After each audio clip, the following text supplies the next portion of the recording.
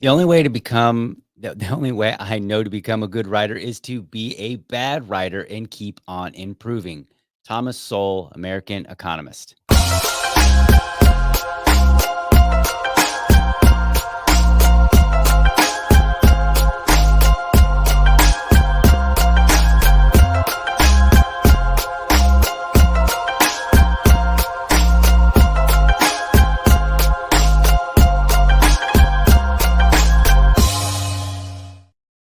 All right. Good morning and welcome to another morning episode of the Liberty Dad podcast, a discussion on politics and culture. If you're tuning in live, thank you so much for giving me your time so early. Do me a favor, folks.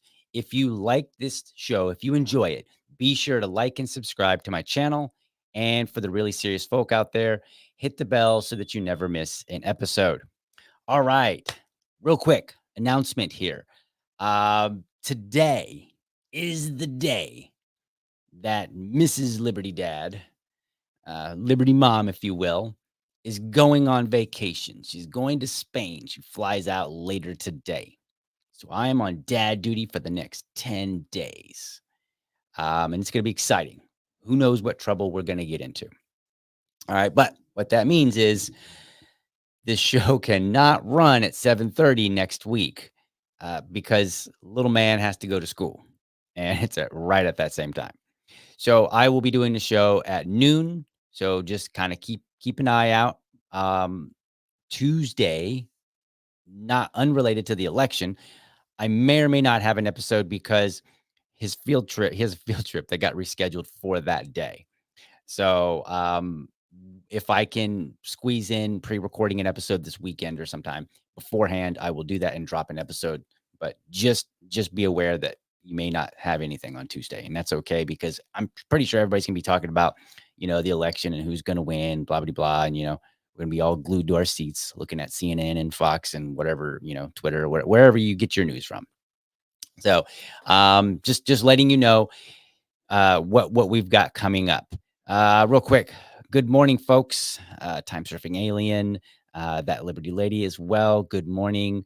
And then, yes, happy 400th episode. This is my 400th episode. Now, technically, it might actually be like 397 or something like that. Because if you go back, you'll find that I had some counting issues. Apparently, I was unable to count or just keep track of my different episodes, and sometimes I named them.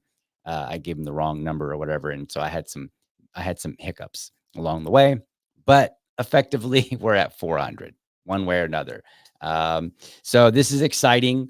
I, you know, I didn't, I can't say that I would have, ever thought to have been here because when I started, I didn't think about, hey, what's going to happen when you get to 400 episodes? But now I'm here. Yay. Yay for me, right? All right. All right. So yay me. I had so it's pretty exciting there. All right. What I want to do today is kind of keep it light. And I want to kind of go over the history of Liberty Dad and kind of tell you and show you some things that you may not be aware of. I'm going to talk about some of the challenges that I've had, talk about some of the exciting things that I've done. And first, I want to play episode 1. Now, when I started, I was audio only. There's no video for the first, what you might call season. I started out I tried to do seasons because my podcasting host, they have it set up where you could like title them and give them like a number. You could say, all right, this is season 1, this is episode 1. And I started doing that initially. I've fallen away since I've gotten on video just because I find it kind of difficult, especially if you do something kind of out of the ordinary and impromptu, and then you're like, okay, should I number that one? Should I not? It's just so there's all these different reasons why. And then my seasons aren't really like there's not really a theme to the seasons per se. So that kind of also made it a little bit weird. And so I no longer do that. I just now give them a number. But let me play. I'm not gonna play the whole thing from my first one, but I want to play it just so you can kind of hear where how the difference is between 1 and 400. So and it's audio only, so there's no video to play. So just give it a listen here, and then let's see. Begin transmission. Oh, hold on, hold on, hold on, hold on, hold on, hold on, hold on. Why is it going so fast? Why are you doing that? Let me see here. I think I know why. I think I've got. Okay, so let's dial it back there. All right. So all right. Begin transmission. There we are. HQ, this is Traveler 3. I don't even know what happened to the audio there. It disappeared. That's weird. It still shows that it's going here. I don't know. This is so weird. Why are you doing this? Ah, of course. 400 episodes in and I still can't do my stuff, right? Like, how fun is that? Let's try it one more time and see if we can't. Wow, that's so weird. It's like starting to play it and then it doesn't. And I don't know why. Let's try doing this. Let's do this. And we'll do one more thing. We'll see if we can't make this work right. There we go. Oh, okay, perfect. Okay, I think we got it. I think we got it. Okay. Or don't. Wow, this is crazy. I don't know what's going on here. I'm just gonna play it and then just let you hear it a little bit, and then we'll just talk about it. So we'll just quit playing around with it. All right. Their history, and their customs. It appears many of the visions we captured through signals escaping the planet were only visions and not intended advancements. So corny. Many of these beings have personal transportation, but none leave the surface. Some transmissions we have received appear not to be true, such as the great attack from another world, which was neither a war, an attack, or even an event that ever took place. My observations What was I show thinking? interesting culture. Let's scroll forward. Okay, I can't scroll forward. I don't know. It's not handling this very well, but that's okay. We're just gonna skip on past that. But you kind of get the gist. So my first episode, what I did, I altered my voice to make it sound like a radio broadcast, and it was like, "Hey, I'm broadcasting out," and the kind of game the what I was playing off of was like this extraterrestrial that has come to Earth, and they're sending a message back, and they're like, "Hey, look, I found these beings, and here's some oddities that I've observed about them. I will stay here and keep observing, and then report back my findings." That was kind of the thing that I was going for at the time. Um, and it is so funny because at the time I was like, "Yeah, this is gonna be really cool," and I thought it was cool. And now I look back and I'm like, "Wow, dude, who were you? Like, when what am I gonna think at episode like 800 or 1,000? Am I gonna look back at 400 and be like, dude, gross?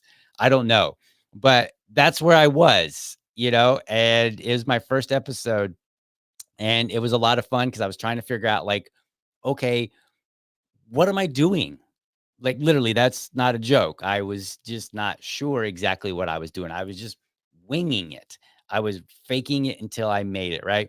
So let's start with the name Liberty Dad. How did I even come up with this? Well, at that time, I did not. So I started in December 30th, 2019. That was my first episode.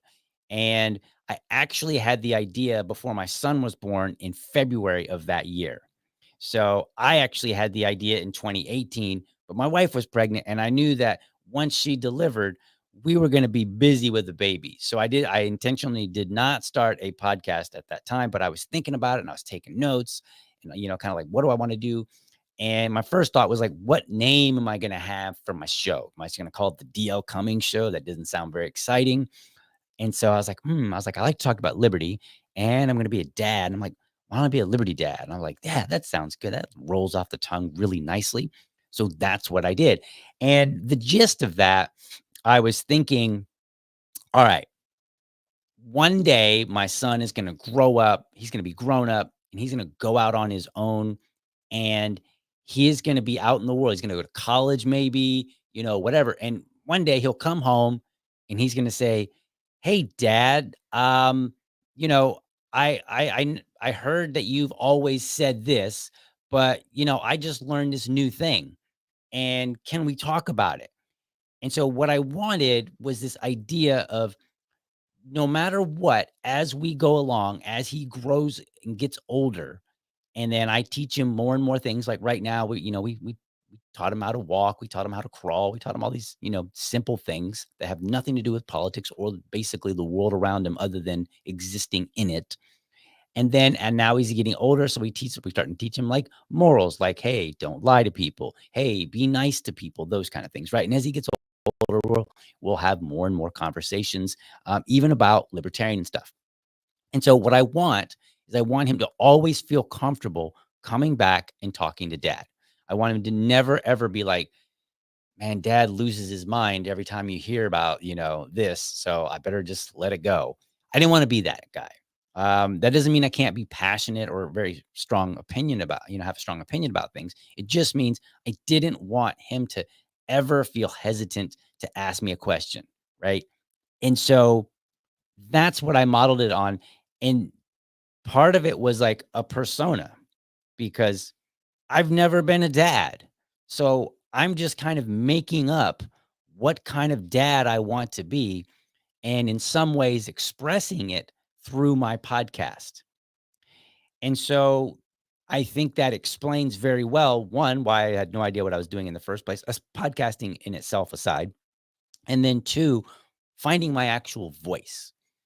And I don't mean like, okay, what do you sound like, but like what are you known for? What do people expect when they come to this show? And so I didn't have that.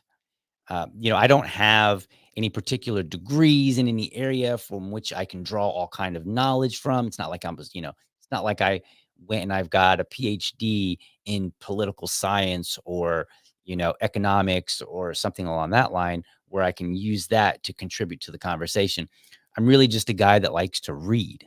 That's it. So I was like, all right, we're going to do that. We're going to be the dad that doesn't have a formal education necessarily, but also isn't stupid because he can read and he does read a lot.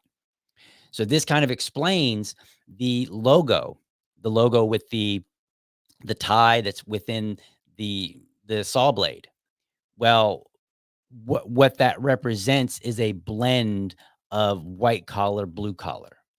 Because as you've probably observed, if you follow me on Twitter or you've heard the show plenty of times, I really enjoy going out in the yard and doing, manual labor out there. It's my break away from the internet and all things technology, with the exception of listening to music. And so, well, of course, also I've got a lot of electric devices that I use, but effectively, it's my way to get away from the screens, right, and just kind of get out and get some fresh air, stop sitting at a table and all that good stuff. So this persona exists to kind of portray like I can wear a suit and a tie and I know how to be formal. I also can be, your typical blue collar dad because I am. Like I am those things and already.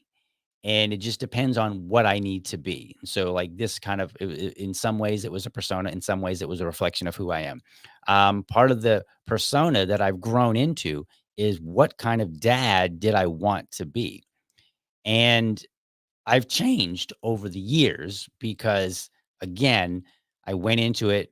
This is my first and only son, so I had no idea what I was walking into. So when you start a new thing, you have a lot of these visions of what it's going to be like, and then you hit reality, and you go, okay, let me dial this back, let me change, let me modify, etc.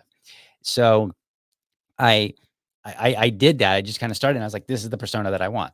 And that's where I got this tagline that you don't see it as often as you used to, but I say, preparing for tomorrow's conversations by how we engage today.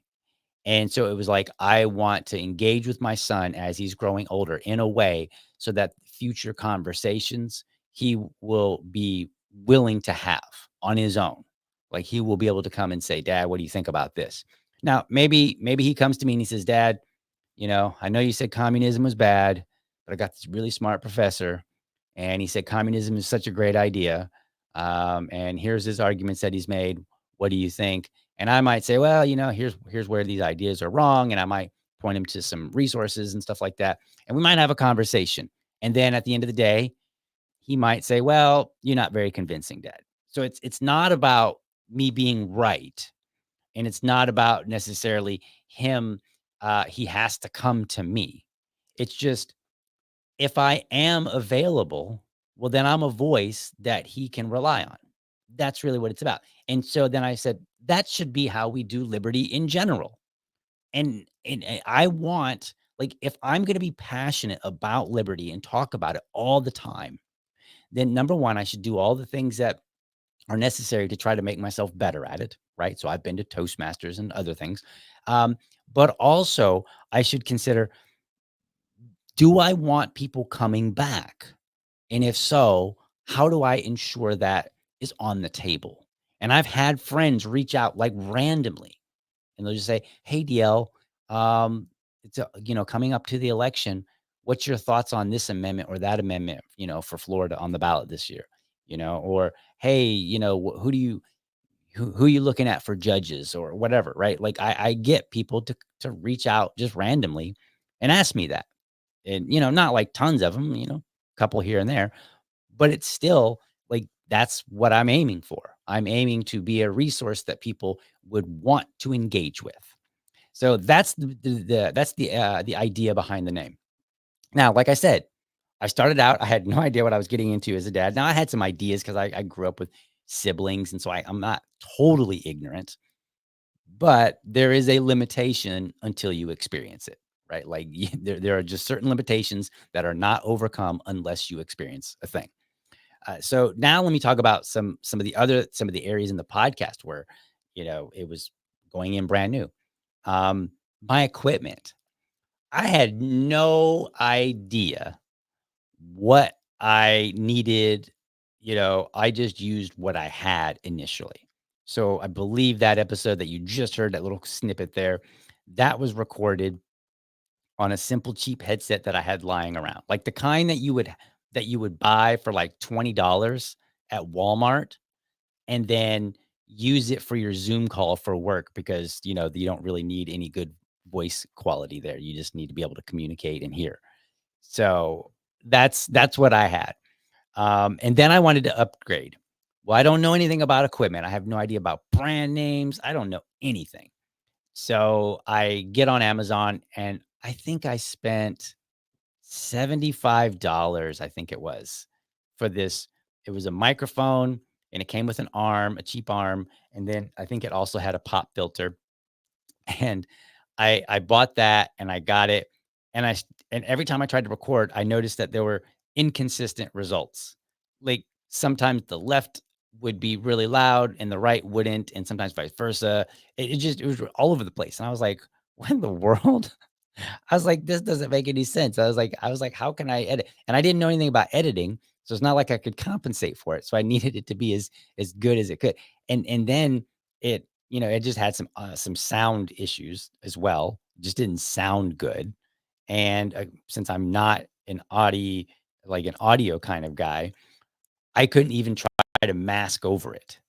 So I sent that back and then I ended up getting a Yeti Blue, and that actually worked well for me. I still have it. It's over on my shelf, which you can't see, but it's behind the microphone, or behind it's over there. It's over there. So, so I used that for the longest time, and I got some pictures of how it looks in studio here in this little tiny studio that we'll talk about here in a minute. Um, so I got that, and then I used that for the longest time, and I'm using an old laptop that I have. Now, eventually that laptop had to be replaced. And I was like, all right, I think I'm starting to get a handle for this. And I wanted to get something that wasn't just USB, because that was the mic that I had was USB. So it was not XLR. So then I started talking to my wife and I'm like, look, I think I want to really go in on this. And so we agreed to spend a fair amount of money on this venture. And the way that we decided this was, okay, can we afford to not have a return? Because it wasn't a guarantee. It was basically, I'm making an investment and we're going to see where it goes. Now, I don't remember exactly how many episodes I was in. I think I was, in several hundred by the time by the time I decided to get some new equipment. Now, I think at that moment, I had replaced my laptop. So I had a nicer laptop so I had my nice laptop and I had a Yeti Blue. That's what I was working with. And then eventually I was like, all right, I want to do a bigger upgrade. Um, And so then I ended up going and getting an Elgato camera. In fact, the camera that I used to use is one that I got from work that's basically meant to like plug into one of those video phones. And it's probably decent for if you're in the office environment. Like it's probably fine for that. But when you look at like people who have like 4K and all, like really nice 1080p cameras and all that, like it's this it's dry it's down below. It's you're slumming it with that one for podcasting purposes. But that's what I had to work with for the longest time when I first started my video. And so I go to upgrade, and so we spend several $1,000s, and I buy like a nice Elgato camera, this nice microphone here, uh, Rodecaster mixer, Elgato lights. I really like Elgato. I did a lot of research, and it just seemed like Elgato was a really great resource to go in and find something. And they didn't have like so many choices that I was overwhelmed. And then I got wireless mics, and I actually got a camcorder in case I wanted to do it, somewhere outside of the studio. So I have that capability as well. And I've done some, like my episode just recently with Chase that was done with the wireless mics and the camcorder at a park. So I have the ability to be mobile as well. Not quite as well, obviously, as the studio. And then recently, within the like, I don't know, the last month or so, I got a Stream Deck, and I'm really enjoying that. So I put a fair amount of money into the equipment, but it did take me a while. And to be honest with you, I've been doing this since December of 2019, which now makes it almost 5 years. We're almost coming up on 5 years. And I think I had my cheap stuff for the first um probably 100 episodes or so, somewhere around there. That's what I had, at least the Yeti Blue, and then the old laptop, and then I got a new laptop when I started doing video, which I guess that would have been, yeah, I guess that would have been around episode 35 or so is when I got the nicer laptop, I think. But I had the nicer laptop and just a simple Yeti Blue. And so explicitly for podcasting, unrelated to any other technology needs, I probably had, by the time I was 100 episodes in, only spent about $150 if you exclude the laptop, which I use for other purposes, obviously. So, so my investment wasn't huge, and I was just using, what I could justify. And I'm telling you all this because if you want to get into something, this is not a bad path to follow, because everything I did was, number one, what I could do on the side. Number two, I did not put myself into any negative financial situation, because I'm like, I don't know where this is going to go. I don't know. Who knows? Maybe I'll start doing like, I don't want to go and spend, $5,000 on all kinds of equipment to find out that I don't even like doing it in the first place. Because, I didn't know what I was going to like. I didn't know. I might find out that I hated it. So it took a while, so it took about 5 years to get to the setup that I have now, slowly but surely. And so I tell you that because if you want to get into something, there are ways to get into it and find out, do you even like it? What is your groove? You got to find a groove, and it's very difficult to find a groove if you to really find a groove if you've went out and you spent a whole bunch of, in my opinion, spent a whole bunch of money on equipment, and then you're trying to, because I think a lot of times what happens is people are hoping that they will do well because they've got great stuff. But the truth is, you could have the nicest equipment, and if you've never done it before, you're still not going to produce something good if you don't know what you're doing. So I like the path of growing with your equipment. And I try that with everything. Like when I got into cycling, I bought a bicycle from a friend for like 350 bucks. And I actually still have that bicycle. And I went on huge rides, over 100 miles in a day, or, for a weekend of, a couple 100 miles or something like that. So I've done, like this is the approach that I generally take when I'm getting into a new venture is I just ease into it and I try to get the bare minimum and then grow into that, because as I'm moving along, I start to realize, oh, okay, this is what I need for the way that I'm doing this. This is going to help me get better. because the idea behind all this equipment should be that it supports me, not that I'm trying to use it to make me something that I have not developed yet. So that's my theory when it comes to equipment. And that's the equipment that I have. And, in the future, I'll probably have more equipment. I've got some ideas in mind, which, no need to divulge now on, some future, I don't want to say upgrades, but changes that I can make that will help me, produce the podcast faster, better, nicer looking, so on and so forth. But, baby steps into everything as I do. So that's where we are with that. I do want to take a moment and get into an intermission here, and then we'll come back and we'll talk about some more things here. So let's see. Let's take a let's go to intermission really quickly, and then we come back. I'll tell you about my space. I'll show you some pictures. I'll talk about some of my challenges, and then some inspiration and frustrations and things like that. So stay tuned. We'll be right back. I'm out here on a very windy afternoon in front of the Arkansas Capitol building here in Little Rock. And if you're not from Little Rock and that building looks familiar to you, well, there's a reason. You see, when construction began on it in 1899, the idea was that it would be a replica of the U.S. Capitol building. And when construction completed in 1915, that's exactly what we got. It really is an absolutely gorgeous piece of construction. The exterior is Batesville limestone, quarried in northwest Arkansas. Inside, there's marble and granite from Alabama all the way to Colorado. There's even 24-karat gold-plated Tiffany chandeliers inside that building. Now, I wish I could tell you that the things that came out of this building were just as beautiful as its construction, but I can't. Namely because government's job isn't to create beauty or ugly or good or bad.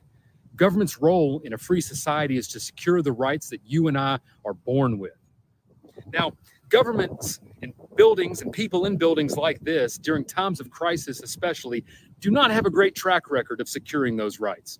In fact, during scary times, they've done horrible things, like throwing people into internment camps when they were of a different nationality, forbidding their speech, compelling their speech, taking their property, compelling their labor, conscripting them into military service, preventing them from peaceably gathering and assembling and worshiping how they wish to, disarming them, throwing them in cages, in boxcars, and sometimes killing them.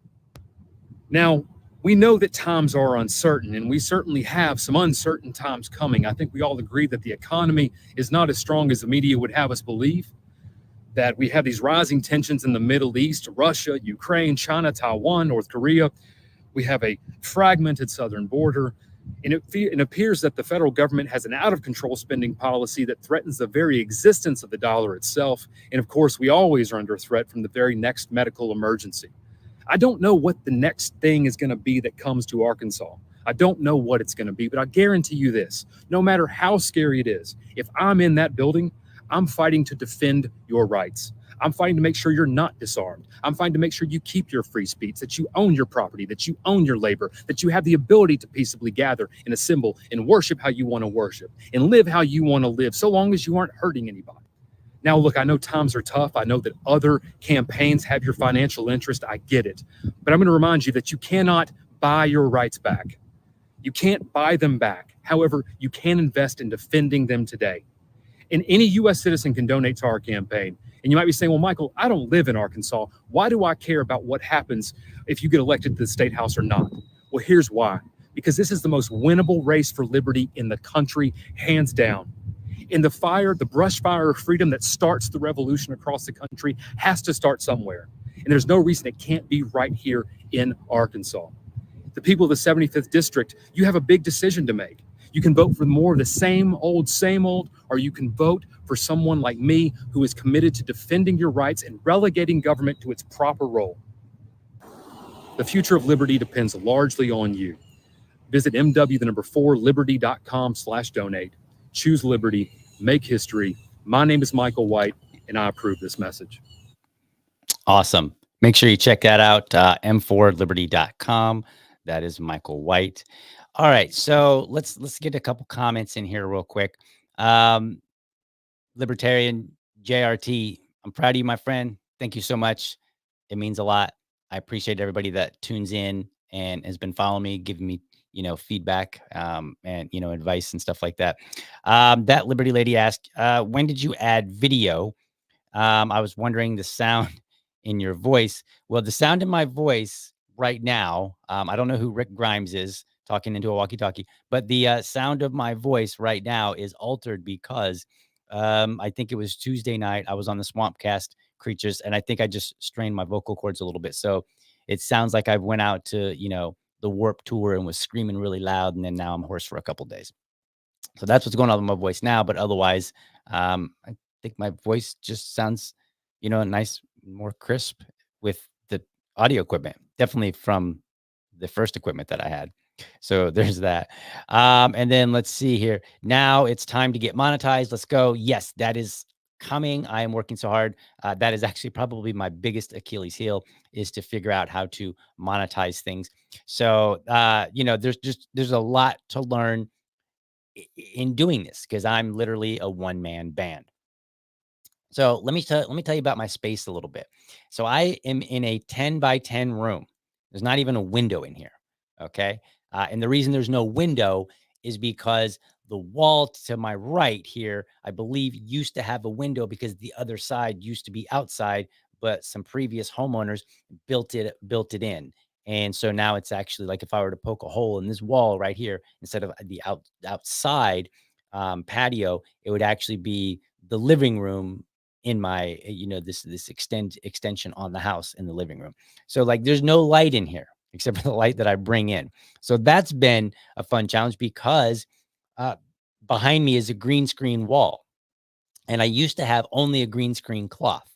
And before that, I actually didn't even have a green screen. When I first started, I just literally put blankets up on the walls to try to help keep my voice from bouncing all over and getting echo.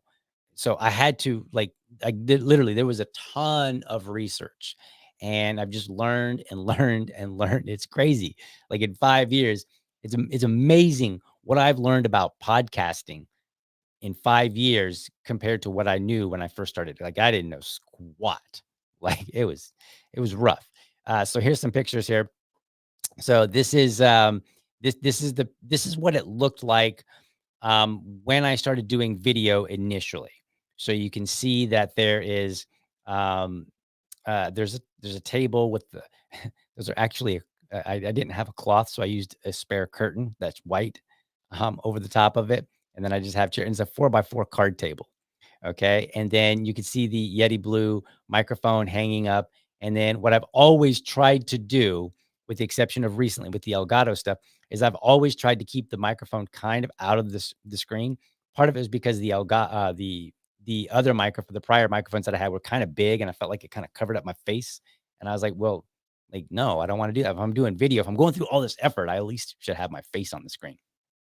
I'm a little bit more comfortable with this one because it's a little on the smaller side. But if I could get away with not having it, I would. And I just, and maybe that's gonna, maybe I'll do something in the future where I work on that. But that's where we are right now, presently, with this. So, this is back in the day, and you can see that there's a card table there. You can see there's like a little desk to the left side, but that is actually a giant drafting table that we happen to have that I use for work. So that's where my work is, and it's over to my left. I mean, I'm looks like I'm pointing in the different direction, but this is a different.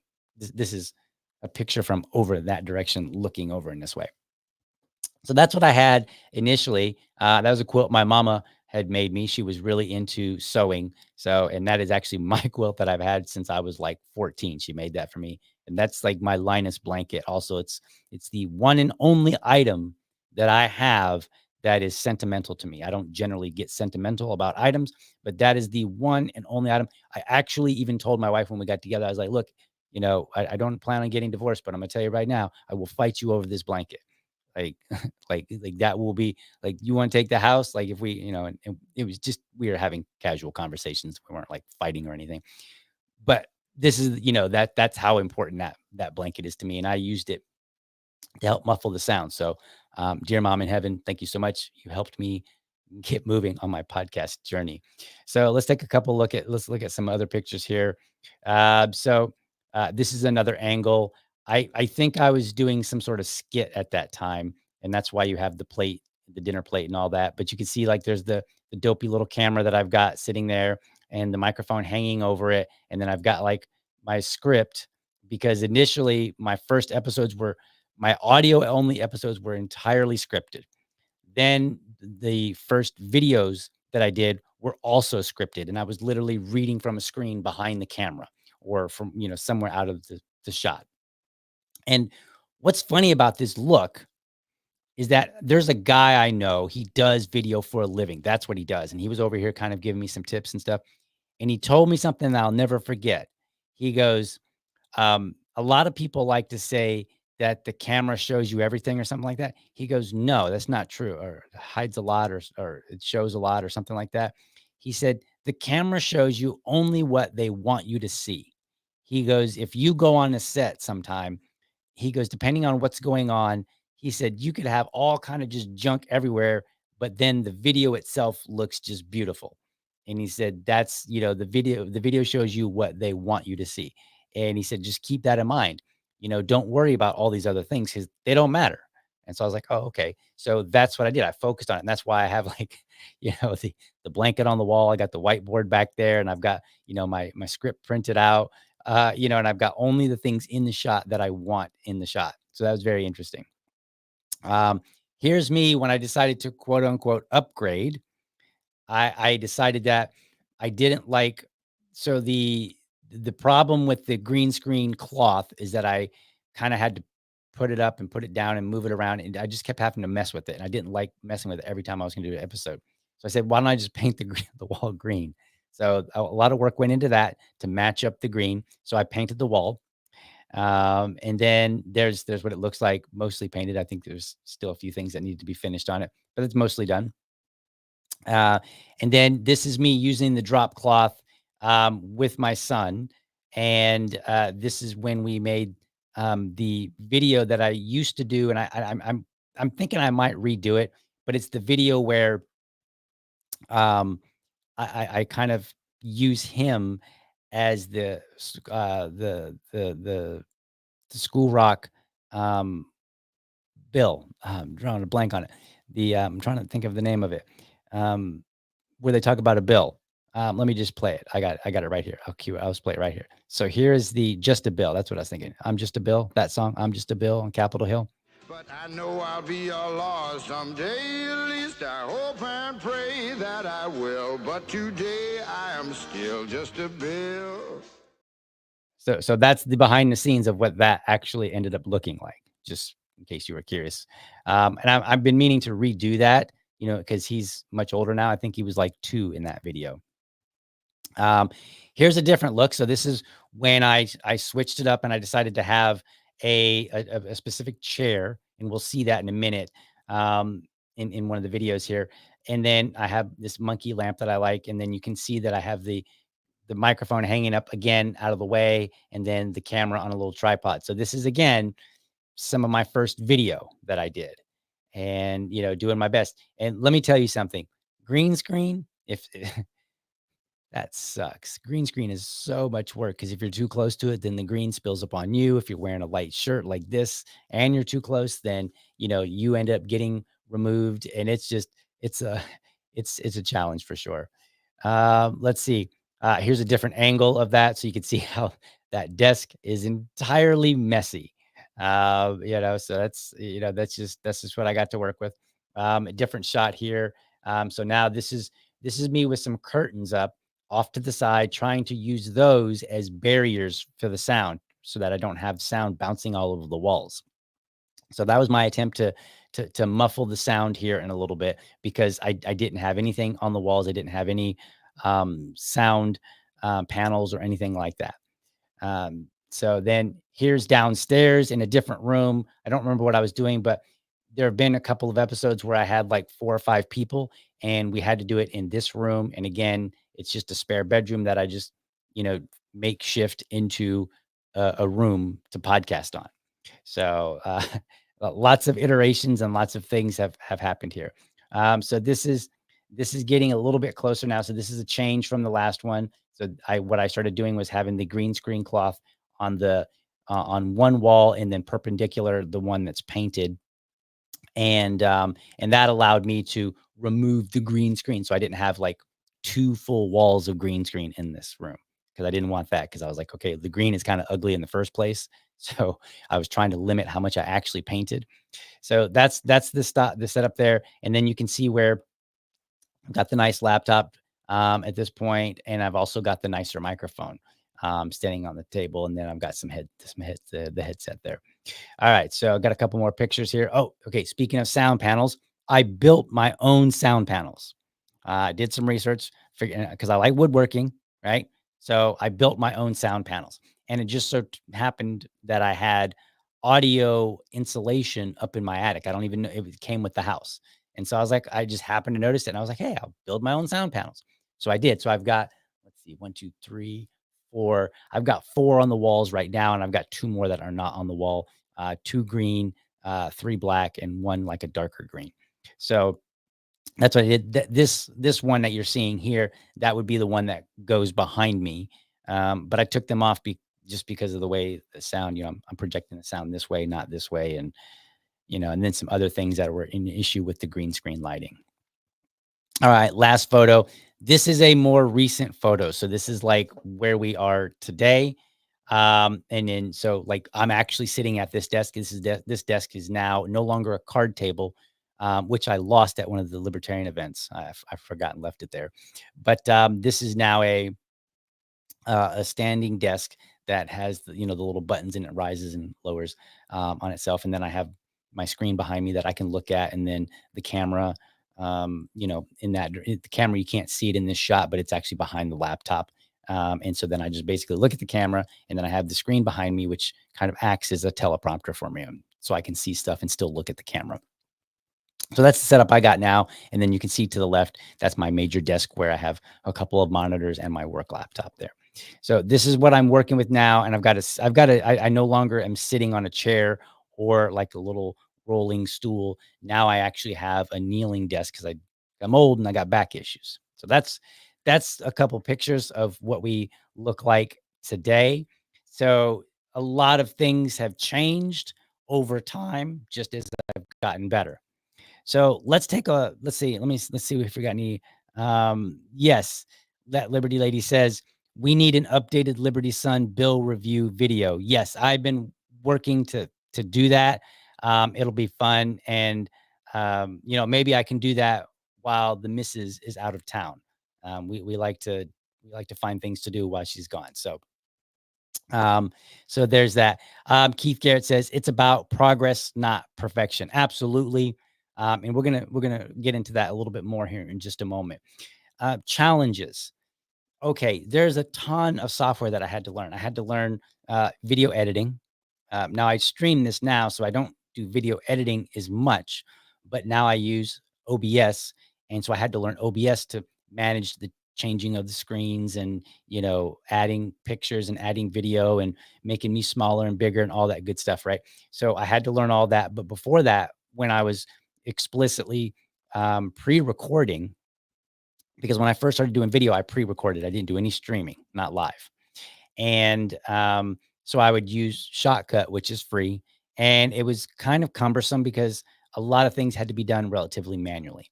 And so it was I didn't realize how much work I was adding to myself. Eventually I moved on, and now I'm using Filmora, which has a lot of things that I used to have to do manually. It just kind of, they're built in. So I don't have to do them manually anymore. So that's really great.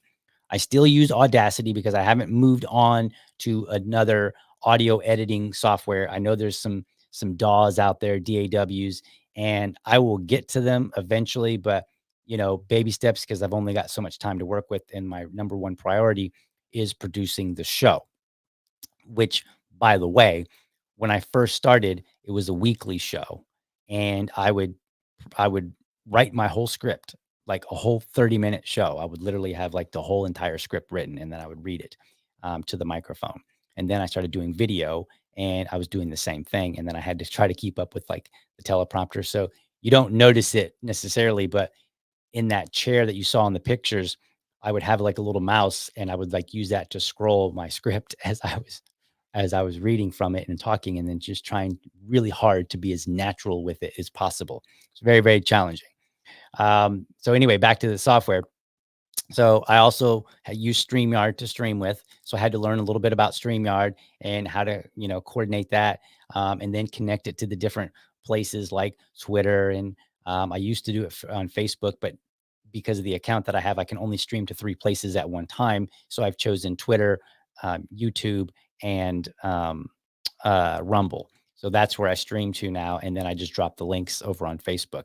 But I had to learn my podcast host, which is where the audio goes, the services, and get those connected. So the host is where I put the audio, and then it sends it out to all the different services like iTunes and Spotify and whatnot.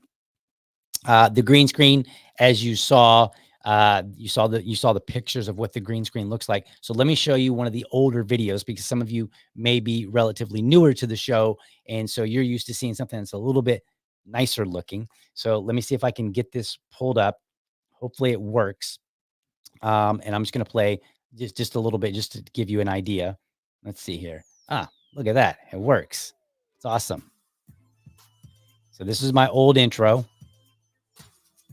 Hand built. It took me hours to do this. Software that I have now allows me to do it much, much faster.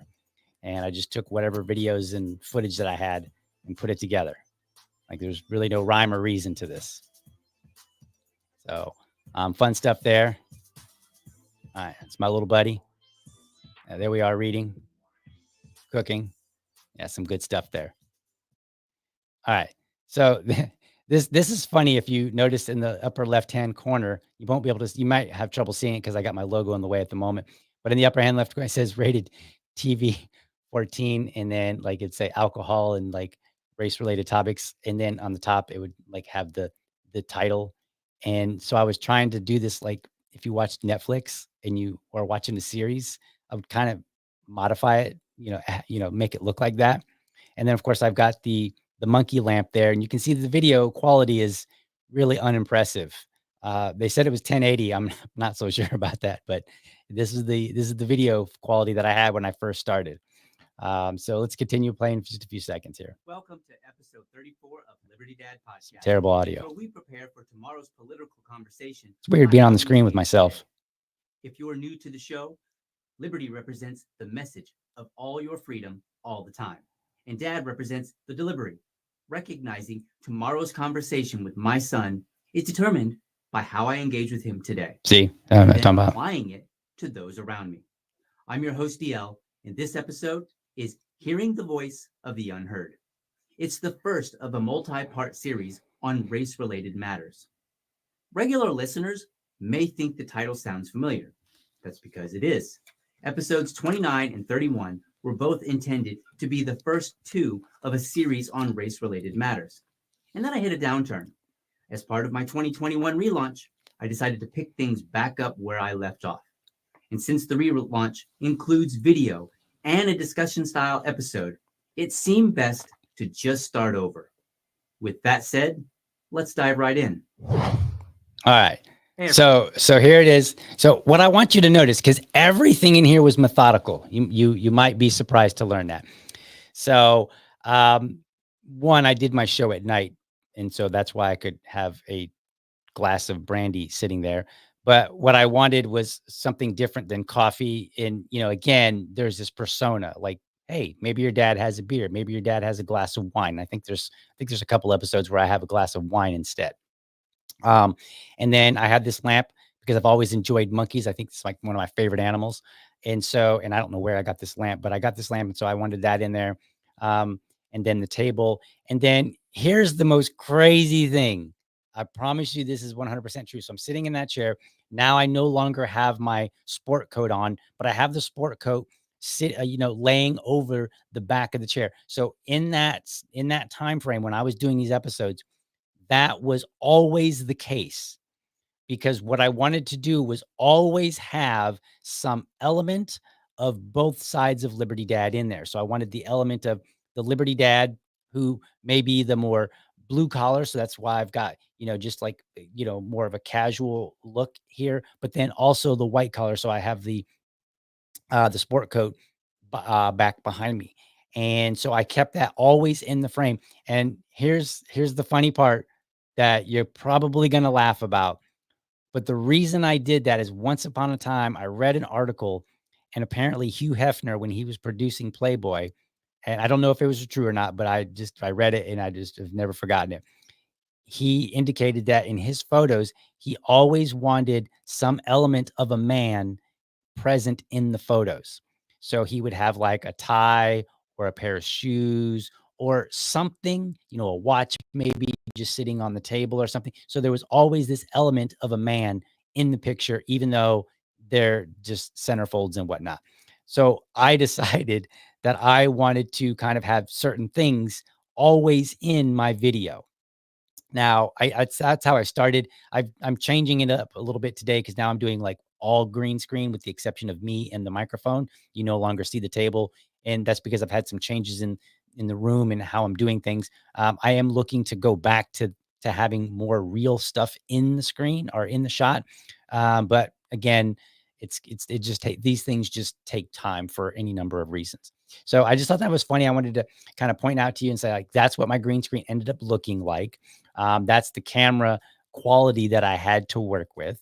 And the audio quality isn't so good either for several reasons. One, the microphone was way too far from my mouth, which I did not know at the time was actually bad practice. So, especially that particular type of microphone. So it's not like it's a shotgun microphone where it's designed to hang over, but I was doing what I kind of had seen in, video behind the scenes footage for Hollywood. And I was like, okay, well, they have a microphone out of the shot, so I can do that. I just didn't realize at the time that they also use very specific and also very expensive, but more importantly, very specific microphones made for that purpose. So some fun stuff there. So let me tell you about my shows. When I first started, I was doing like about a half an hour, 45-minute show. It was all scripted, and I would do 2 to 3 hours of research easy. Maybe about 2 hours of research and add another hour of writing. So about 3 hours per episode. And it was difficult.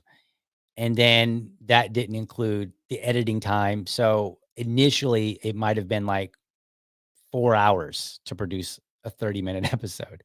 And then the quality of the audio and the video wasn't even that impressive.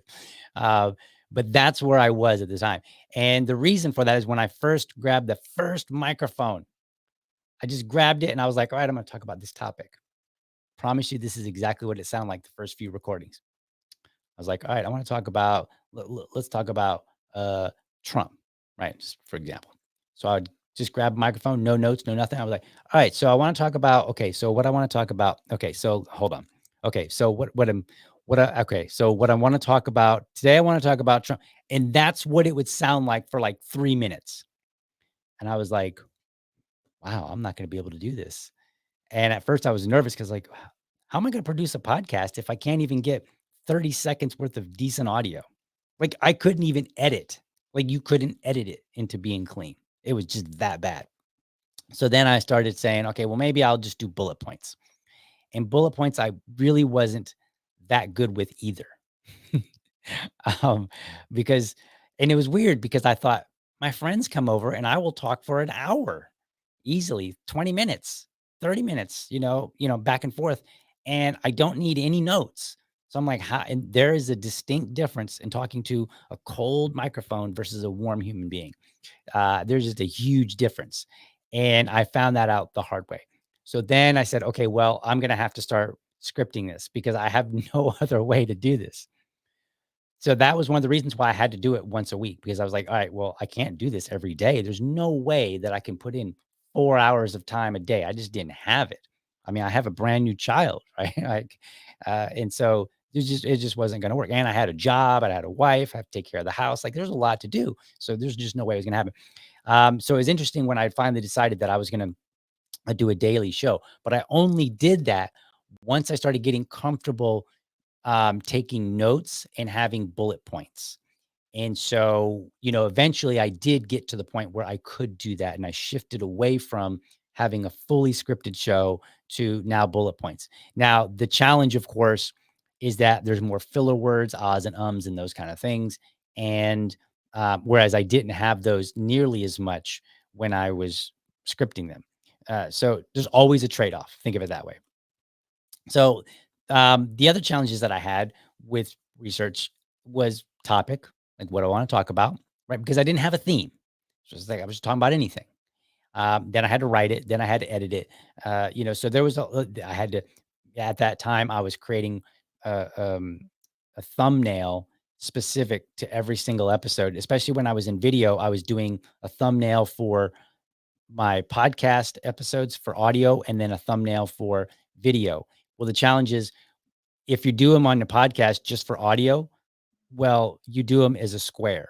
So I think it's iTunes. I mean, requires it to be a minimum of 2000 by 2000 pixels, I believe. But if you're doing a thumbnail for video for like say Rumble or YouTube, it's actually 16 by 9. So it's a rectangle, and that dramatically changes your workload. And so eventually I just went to say, okay, I'm only going to do the thumbnails for the video, and then just do a generic and let the same generic one for audio.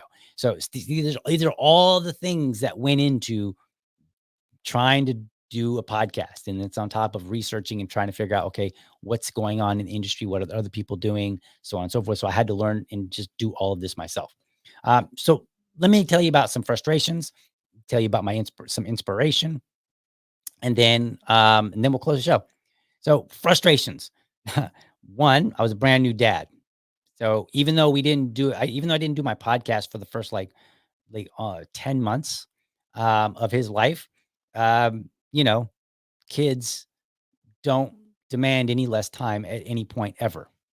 Usually more, especially when they can talk and move, because then they can come in and they can be like, yo, you're in the middle of something. They walk in, they're like, hey, dad, can I have this drink? And you're like, yes, and you're like, so, and then his schedule would change. Like he would get up at like 7 when he was a little baby. And then maybe he would just start getting up at 6 all of a sudden. And then sometimes he would take a nap and sometimes he wouldn't. He was just all over the place. And so it made it very difficult for me to have a dedicated time for which to do this. I finally settled in on 7:30, or I started at 7 um, when he was in preschool. And that was very good because he didn't have to be at school until like 9 o'clock. So I could do my show. I would get up early. Nobody could bother me. Everybody else is asleep. It gave me plenty of time to sit down and just focus on preparing for the show. I would have my show at 7. I would get off, and then maybe I would take him to school, or maybe his mama would, but I was available, if necessary. Then he went to kindergarten, and that changed dramatically because now he has to leave by about 7:30 so he can get there on time. So now I moved my show to 7:30 to help make sure that everybody gets ready in the morning so that he can get going. Now I have been having conversations in the background with maybe changing the time again because it is a bit of a pinch still. So it's very difficult at the moment, but that's yet to be seen. All right. So that's been one of the challenges, competing against other people. That one is a huge one. A lot of other people in this space do their shows at night, and they've already got a built up audience. So I'm basically the little guy coming in competing with somebody who's already got, a lot of the audience that I might like to attract. So that makes it difficult. So I didn't really like doing it at night. Also, I like kind of spending family time, especially now as he's getting older. We go to soccer games and practice, and and sometimes he comes home from school, and after he does his homework, him and I will go play Minecraft or something like that. So I kind of like having my evenings. So I don't know if we'll change it again, but again, this was, in the context of competing against other people, it just made it easier to do it in the morning because the only other show that I know that is running is Austin Peterson, who runs his show at, I think he starts at 8 a.m. Eastern time. So I was doing mine at 7 a.m. So ideally I would be done.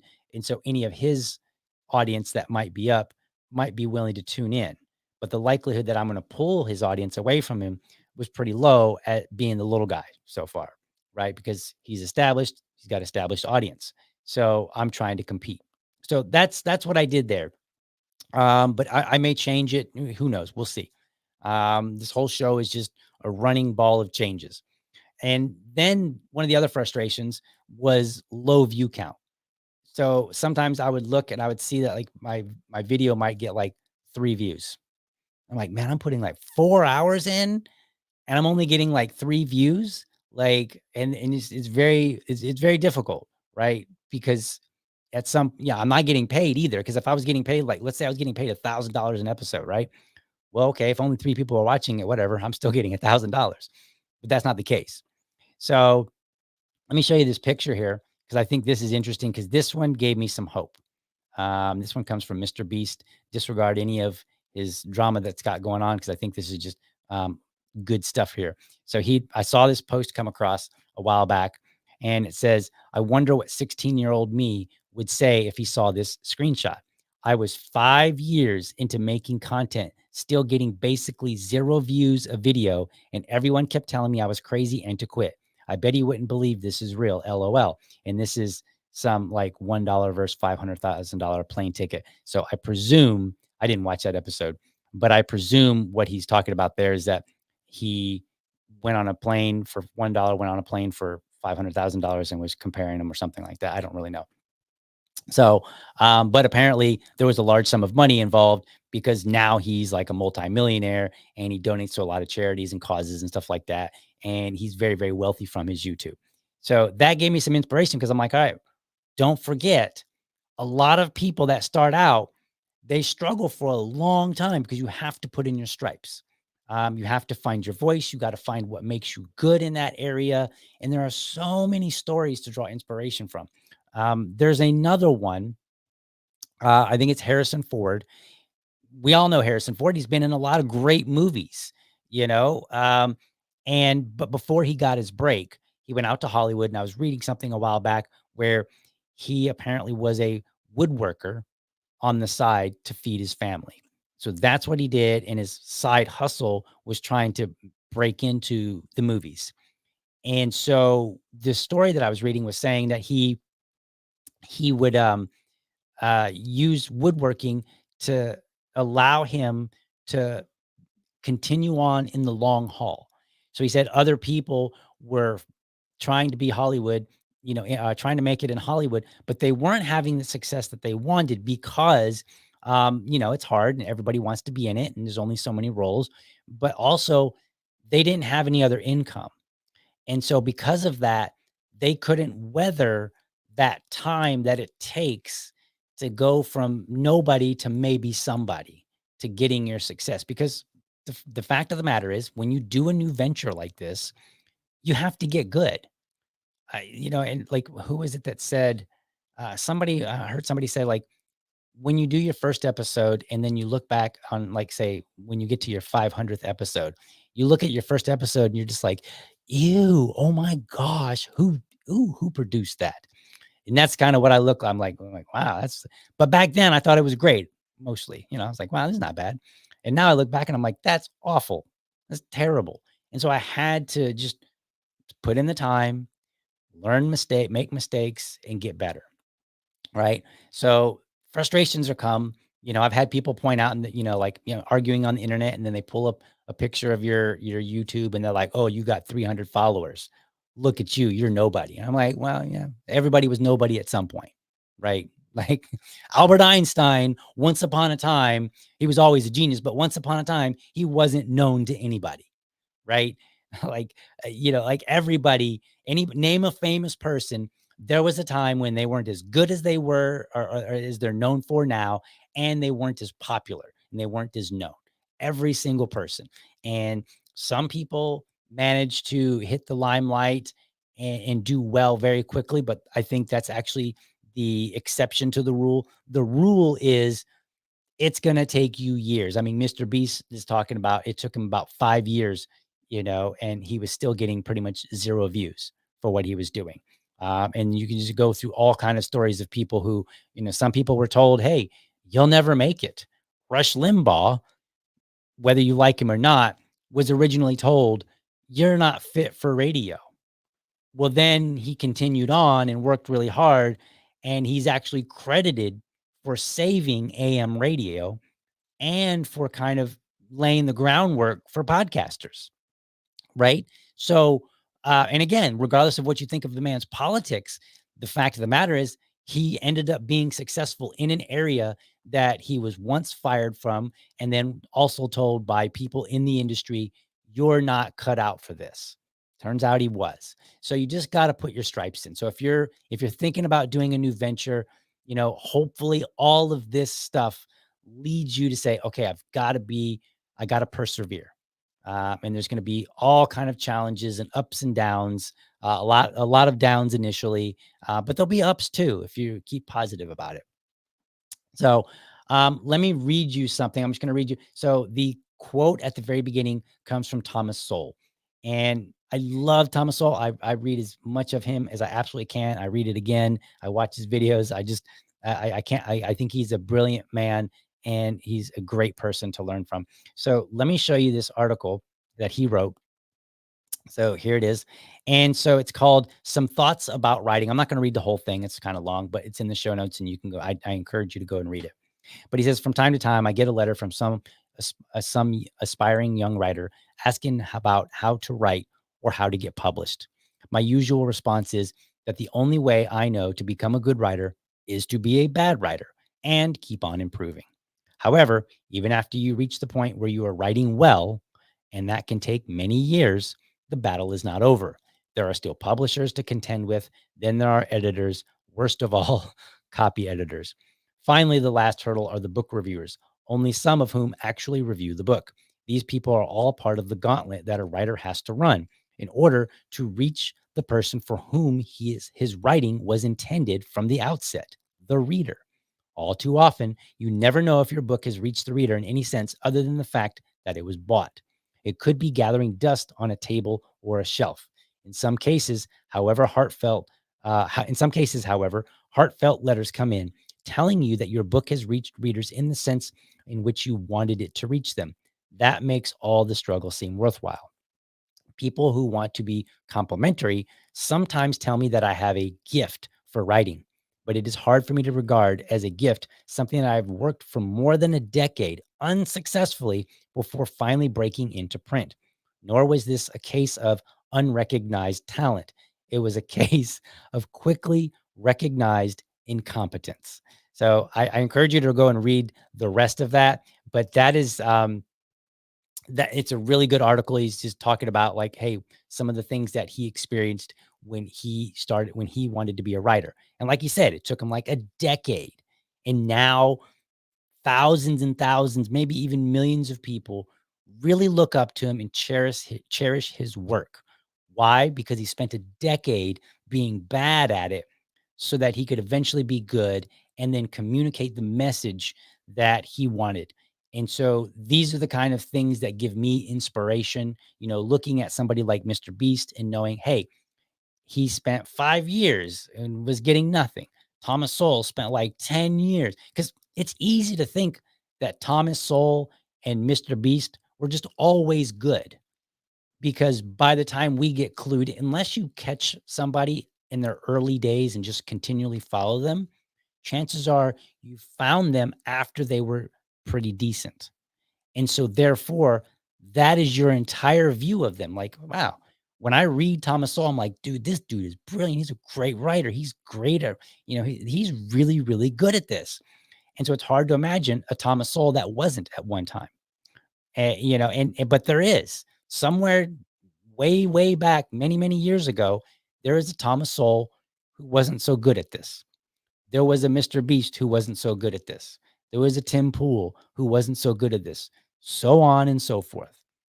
So if you're looking to do an adventure in anything, an adventure, whatever, however you want to call it, if you're looking into this, whether it's a podcast, you want to be a writer, you want to create some other kind of a business, just know that you need to persevere and that all your failures, if you learn from them, I mean, don't keep making them, of course, right?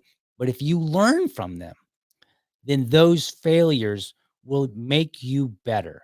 And so that one day, with any amount of luck, and when I say luck, I think luck favors the prepared. With any amount of luck, you will be known for what you've been working really hard to accomplish. Now, how well known? Well, that's an entirely different conversation. Will I ever be as big as Joe Rogan? Probably not. Am I ruling it out? No, I'm not doing that either. I'm just doing my thing and trying to be better today than I was yesterday.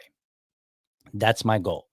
better today than yesterday, and then, for lack of better phrasing, more better than I was a week ago, than I was, and the further back that I look, the better that I want to be. The more increasingly that I want to be better, right? So I only need to be a little bit better than I was yesterday, but I need to be a little bit more better. I'm struggling to find a way to say that correctly, but I want to be a little bit more better. We're just going with it, than I was a week ago, and even more so than a month ago, and even more so, right? Like, and to me, that is how I know I'm on a good trajectory. And provided that I have a side, some other means of income while I'm doing this, makes it a little bit easier. It might be slower because I have to attend to other things, but I can just steadily show progress. So that's what I wanted to say. Let me see here. That Liberty Lady says, and legacy talk radio is dying and podcasting is the future. Liberty Dad is a pioneer in the podcast growth. I don't know if I'd say a pioneer because I did start a little bit late compared to many other podcasters, but I'm in there, and I think my situation is allowing me to just get better and better and better. And when I get to 500 episodes, I think it's going to be, even I think that it's going to be even more exciting than I am today, right? So I think from 1 to 400 was a nice leap, but I think there's going to be a pretty good leap when I get to 500, and then who knows after that. That's what I've got to say. Hopefully you found this episode inspiring and informative, and hope you find it a little bit fun too, right? To look at some of these pictures and see some of the old video and hear some of the old stuff that I've had, because I know that some of you are a little bit on the newer side. You maybe have been around for the last, 50, 100 episodes or whatever.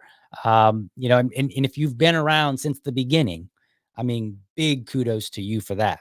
Like, I really got to thank you for sticking with me, especially when I go back and I listen to what I had to offer back then. If you stuck around, you definitely deserve some huge kudos for that. So I very much appreciate it, but I appreciate everybody that's in the audience. And then definitely just keep giving me feedback, because I want to make this show better and better and better. So that you can always count on this show delivering quality. So anyway, let's get back to that outro here. Thank you so much for watching. Hope you found it informative and inspiring. Be sure to catch me Monday through Friday next week at noon for an informed discussion on politics and culture. After that, we will go back to 7:30 a.m. Make sure that you're subscribed to my YouTube channel, or if you prefer my Rumble channel, you can go to youtube.libertydad.com, or you can go to rumble.libertydad.com. While you're there, let me know how I'm doing by leaving me a comment. Remember, last but not least, if you're a champion of liberty, your business is people and your product is liberty. I want you to have a great weekend. Catch you next time. But for now, I'm out.